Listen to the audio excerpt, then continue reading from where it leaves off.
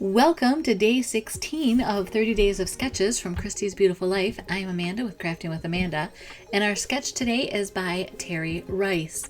It's funny, as I was going through and trying to pair my photos with the different sketches, I'm like, what am I gonna do with this one? But then I came across the photos from our safari trip, and I'm like, this is perfect, because there's so many of the photos that are from a distance that I can only, really only a little part of each photo has the animals in it. So to kind of gauge that, I just happened to have this tag piece of paper on my desk. So I grabbed it, and I see that it's 2.5 inches wide.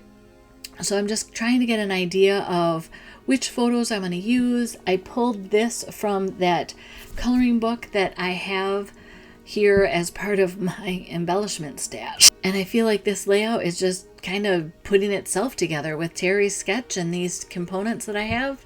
This is great. And I just wanted to show you that I use that tag so that I can line up right on the photo where I want, like what part of the image I want. And so I do that with all the photos. The rhinoceri, I guess I don't know the plural, I left as 2 inches tall, 2.5 inches tall, but it's 5 inches, so it's kind of like 2 photos. So while I'm playing around with what papers I want to add on this and the layout, I will remind you to go ahead and hit that subscribe button if you already haven't, and also like this video, as it doesn't cost you anything and it helps me out a lot. If there's any tools that you see me use, the link for most of those will be in the description below the video, as well as a playlist for the 30 days of sketches. Everybody that's participating, we're getting close to 250 videos in that playlist, and it's halfway through the month. And then I also have a playlist down there with just my 30 days of sketches, in case you just want to watch all of my series of doing this Disney album, because I'm used photos all month, and that's my plan from Disney trip that we took back in the 90s. So for my album, I'm trying to keep the thread of candy apple and these die cuts or Cricut cuts that I assembled last spring. So that's kind of what the thread is in this album. Now, I don't normally color, so if you want to jump ahead, I have put chapter markers in this video, and so you can kind of see right below the video there's little like spaces, and you can just jump to the next unit and it'll be to a next part of the video. So I color here for quite a while. I've sped it up, but I learned while doing this why I don't typically like to color, and it's not because I don't like to color, it's because my hands yell at me when I've colored.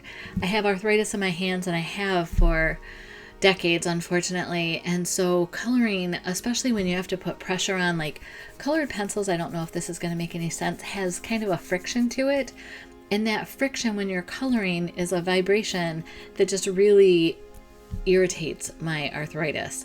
So my thumb was really sore at this point, and I've learned all of these, I want to say, cheap methods of how to hold the pencil so that it's less difficult on my hands.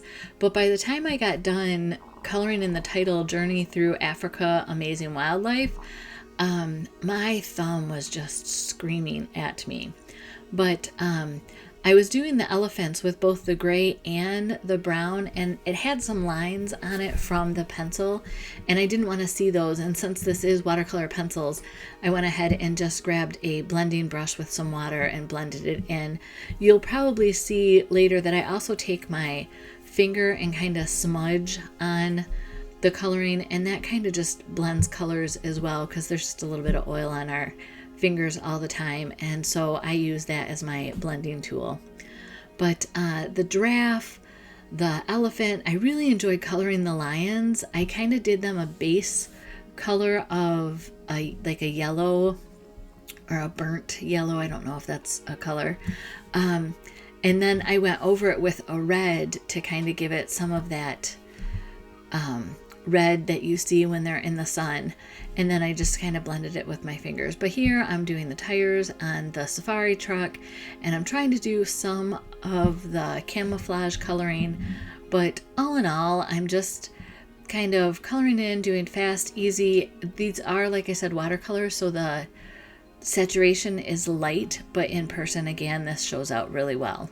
And now I'm just taking that blue and I use the side of the pencil and it gives it some movement. It almost looks like there's some, I don't want to say clouds, but you know how you look at a sky and it's not just a flat blue, but there's some different shades of blue in there.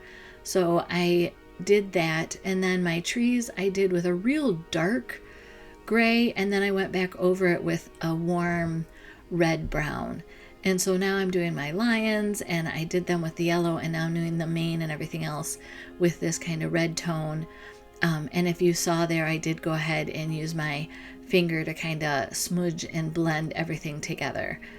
So we're coming to the end here, and then I decided to go ahead and use colored pencils to color in all of these words, and this was not the right choice for me. Like I said, by the time we got to the end of it, my thumb was not happy with me. So it's funny, as I'm getting to the word Africa, I'm like, oh, what am I going to use for the Kilimanjaro safaris? What, and I was thinking I could use markers, and I didn't want to do shimmer brushes because I thought that would just not be the right feel.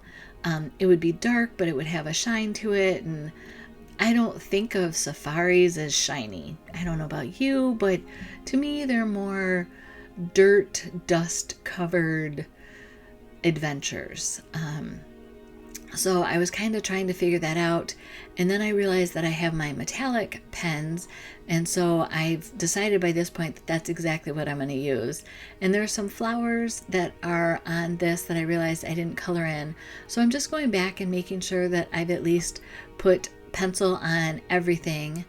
And here is that metallic marker, and how I do it is I like to see, because they have brush tips on them, I like to see where that brush tip is going. And so I do the K fully, but then I realize that if I do just the left side of the lines and the letterings, and that's exactly what I'll do here, then I can turn the whole thing upside down and do the rest of it. This method also, for me, it feels like I'm more in control and it goes faster. So it's also a fun way if you want to just shade or do like a shadow behind lettering. That's kind of how I do it, is you do all of one side.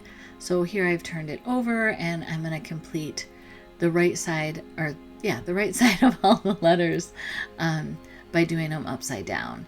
And I think at one point in college I had a roommate that was doing interior design, and they had to do all of their own lettering, and it had to look like a computer had printed it out.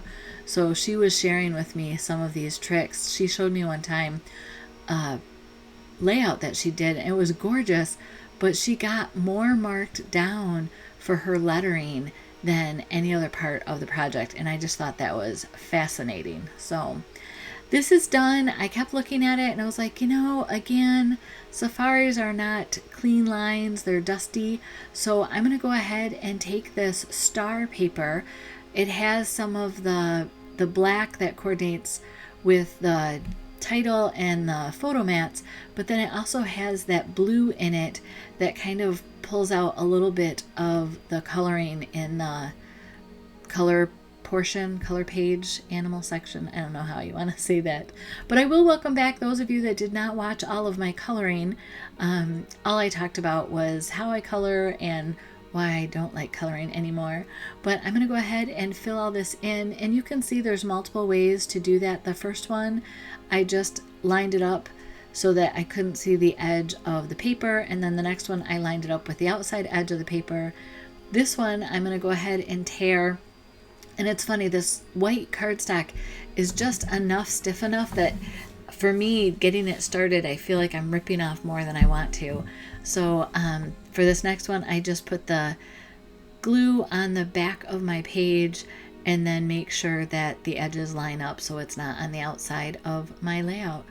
And this is done. I'm not going to add any other embellishments to this. I'm just going to call it good and put it in my album. So I invite you again to take a look at those playlists that are below the videos. How you can connect with me is also down there, as well as products that I use, links and places that you can see them. Have a great day.